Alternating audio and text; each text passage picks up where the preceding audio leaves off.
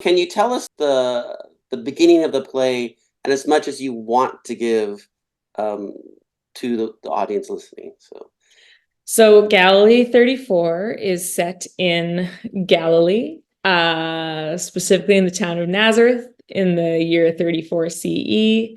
It's some months after Jesus's crucifixion, and several of the disciples are living in the Virgin Mary's house, and trying to remember as much as they can about what Jesus told them, and trying to figure out what to do next and how to preserve his legacy, advance his legacy, and they don't agree about a lot of it, about the right, about what exactly he would have wanted, and about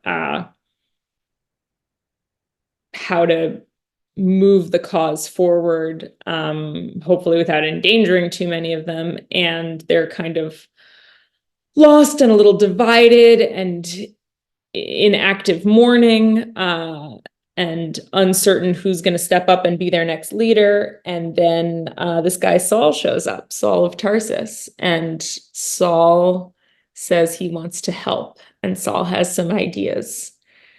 And the play follows that moment, the moment when sort of leadership, their transfers or splits from especially James or Yaakov, Jesus's younger brother, to Saul, and the beginnings of that divide, which makes it all sound like really solemn and serious, and it's funny and hopefully very human. Tell us about your actors and the director. Oh, we have an amazing team. I don't even know where to begin. So our director is Davis McCallum, who is just a both lovely and brilliant human being, and really has this sort of dead-on eye for grounding the humanity of these stories that could easily become very like, oh, and pompous, and just keeping it really human. He's the artistic director of the Hudson Valley Shakespeare Festival and has done a ton of beautiful work off Broadway, that often looks at sort of tensions between kind of faith and reality, and the high and the low, and brings so much brilliance to interpreting the play.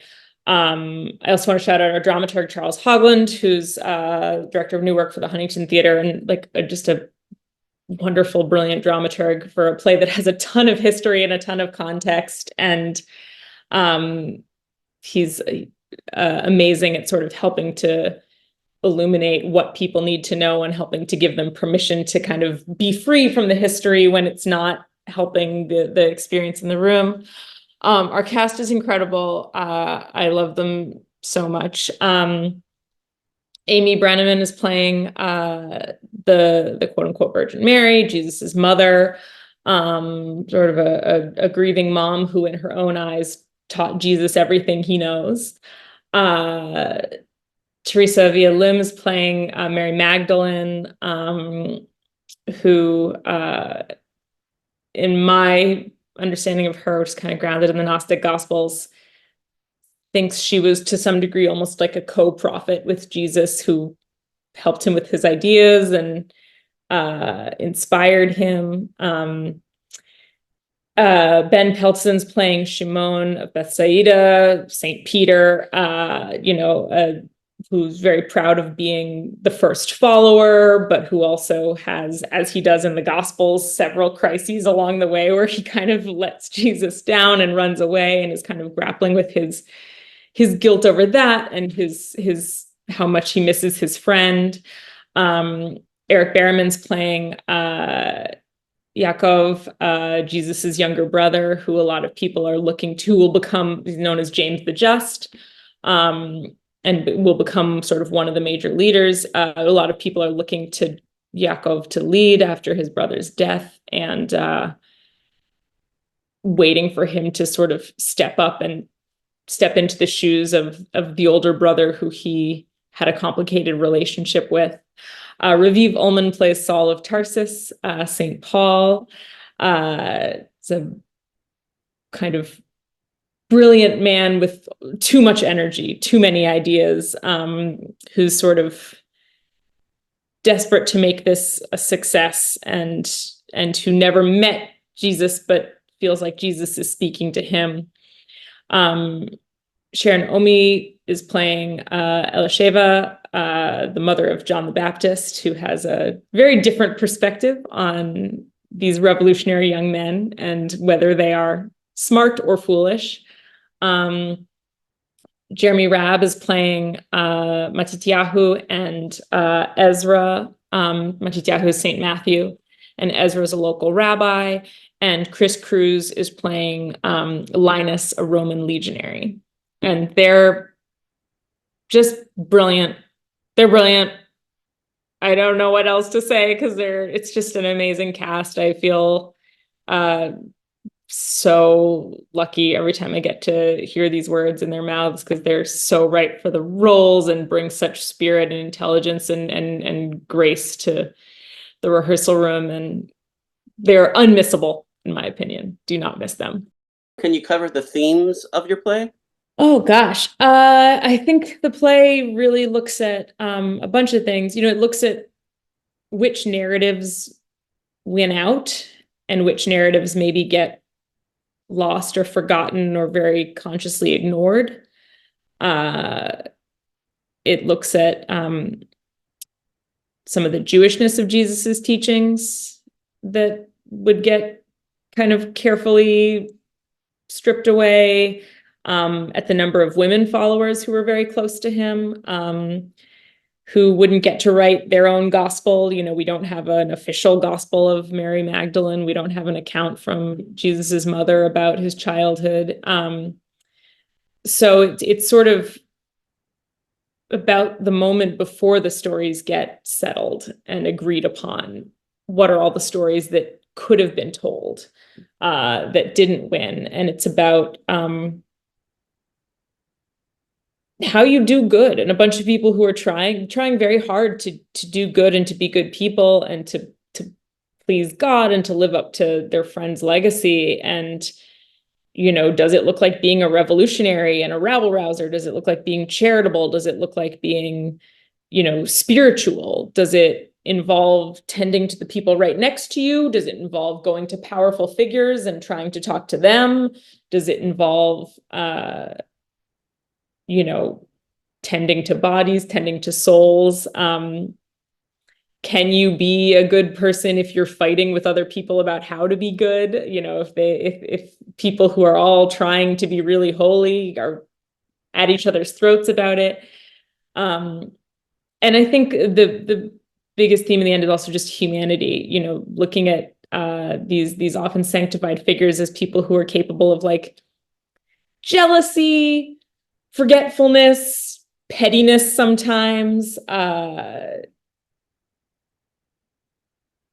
crises, feeling lost, feeling grumpy, feeling vulnerable, feeling annoyed. It's putting humanity back onto these stories and imagining them as just people who are a lot like us, and doing their best. What do you want the audience to get out of your play?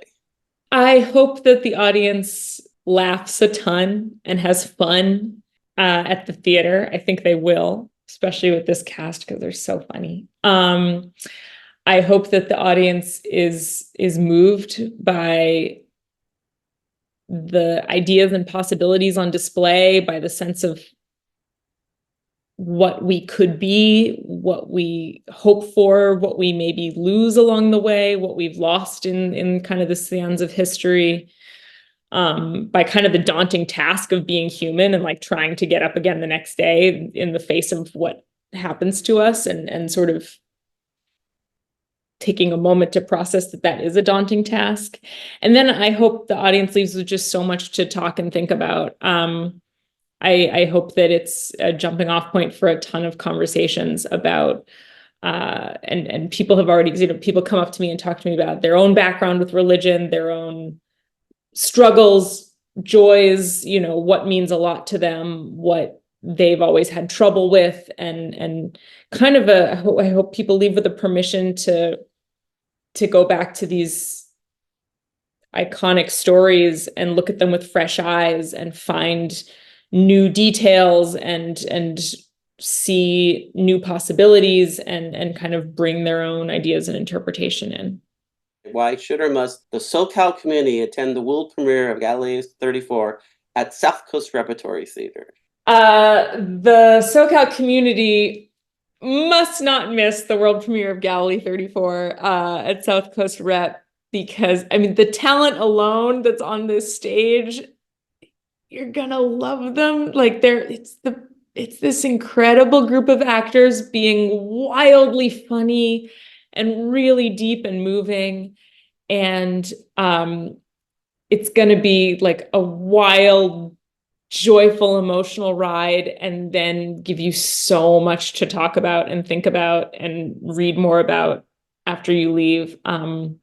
I do think it's a play that really stays on people's minds and that people keep kind of coming back to and thinking about long after it's ended.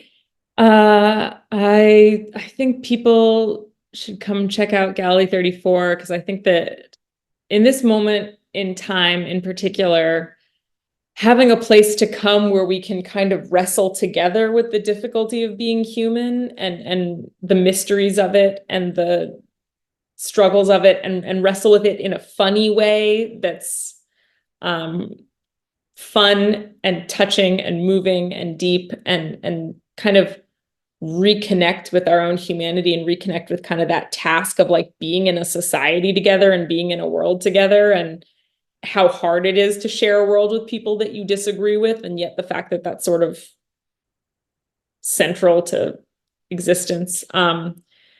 I think that's more necessary than ever. I think it's a wonderful time for people to come together and see a funny story about a family trying to make a difference in the world and all the bumps they run into along the way.